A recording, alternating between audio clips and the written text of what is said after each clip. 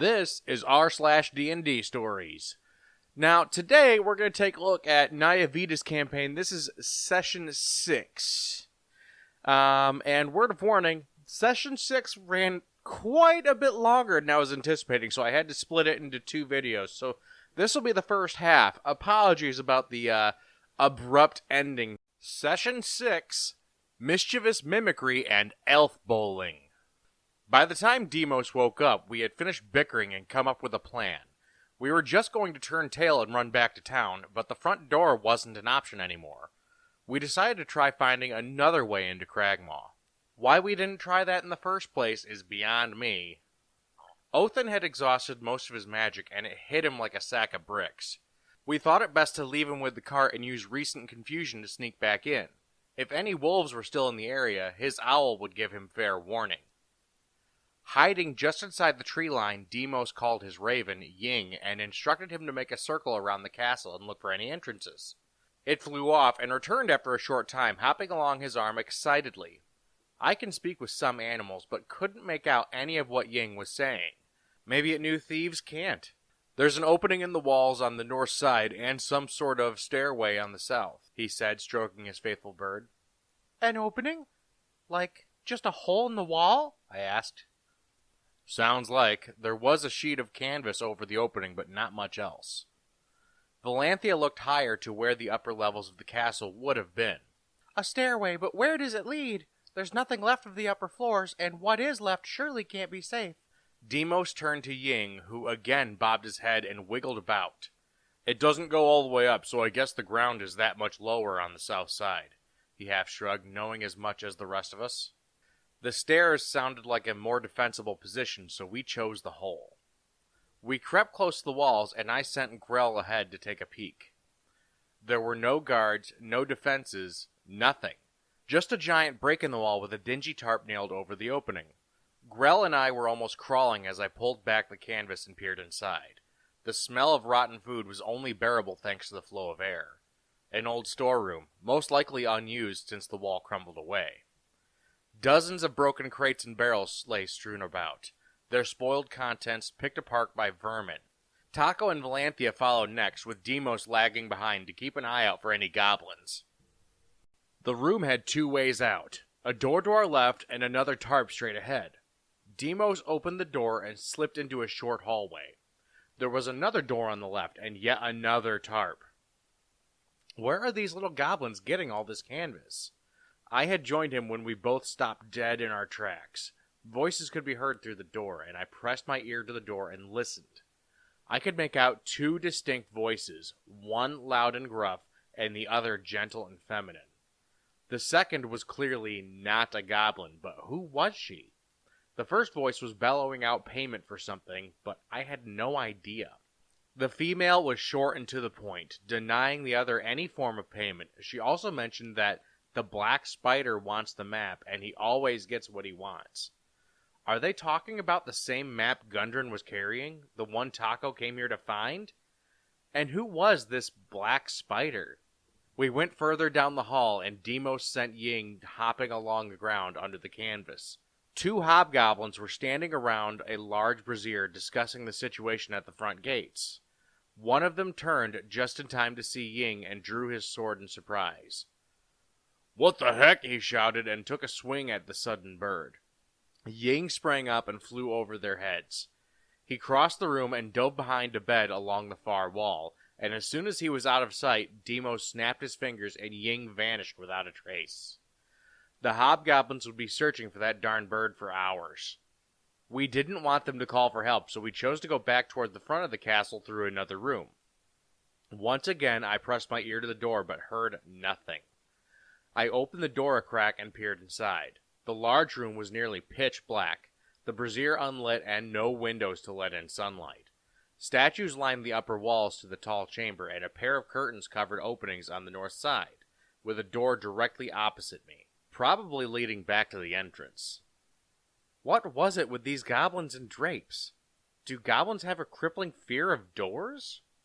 I made my way into the room, Grell right beside me. It was far too quiet. Why was this room unused? Given its position, this would make an easy route from one end of the castle to the other. Why was it sealed and completely dark? As I pondered the reason for this, I heard the faintest sound. A sort of slither, as if something shifted slightly in the darkness. I froze dead in my tracks and listened. Again I heard it. This time, I knew where it was coming from. Slowly my gaze rose until I was looking directly at the ceiling. Thanks to my elven nature, I could just make out a shape. A long, snake-like body coiled around itself, topped with 4 large tentacles ending in sharp hooks. And where one might expect a head to be, there sat only a massive beak. The others were waiting for me and were surprised to see how quickly I exited the room. I must have been as pale as him as Demos asked me what was wrong. A grick. Huh? A what? Imagine a giant snake with a beak for a face and tentacles for hair that it uses to grab you and eat you. That's a grick. And there's one in that room. I shook my head, trying to unsee that monstrosity. Well, we're not getting anywhere just standing here. Was there another door? I nodded. Straight ahead on the opposite side. Then I'm going to check it out. Maybe it's another way out, or maybe it's just another dead end, but we need to know. I stepped aside and Demos pressed his hands against the door. As he pushed, it let out a loud creak, and I covered my face in embarrassment. Even Taco was sneakier than that, and with her armor on, she may as well be wearing bells. He continued into the room, his eyes darting about. He may be an elf, but he must have been having an off day. Despite his best efforts, he was unable to locate the Grick. I practically drew a picture for him, and there he was staring gormlessly into the darkness. He opened the far door and turned to give me a thumbs up. It seems he was right, and this room led directly back to the entrance. I tugged the ends of my ears down, mimicking the ears of goblins. He shook his head, so he must not have seen any guards. He closed the door and turned back to us when we heard a loud hiss.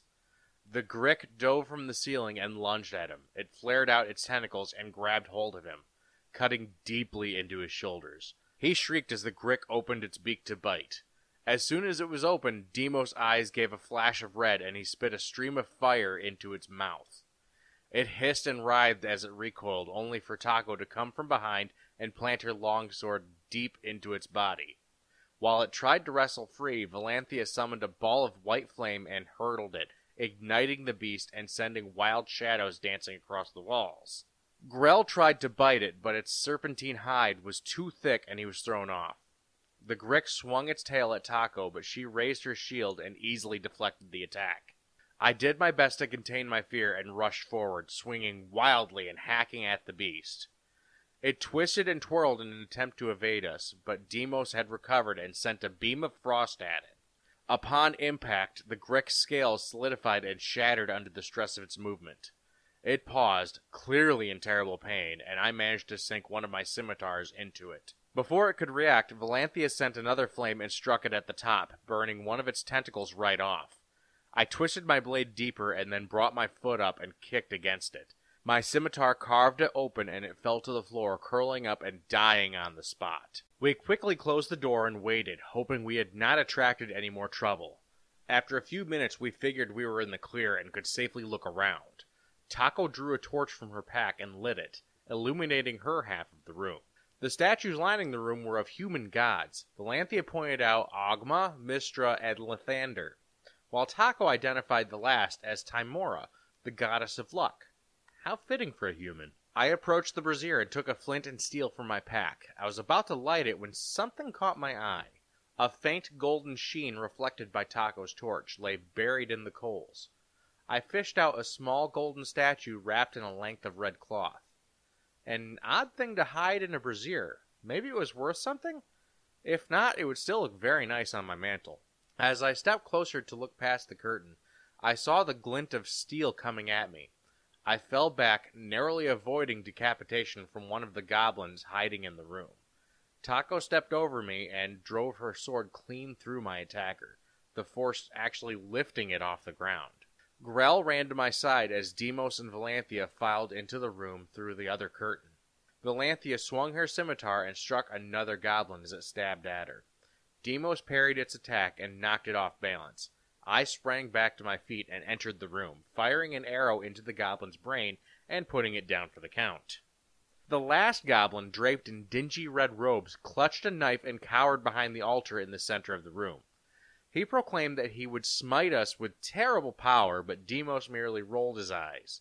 That was r/DND stories. Again, apologies about the abrupt ending, but there really wasn't much more I could do there. Like I said, this whole segment ran about twice as long as I thought it was going to, so stay tuned in a couple of days for the next part.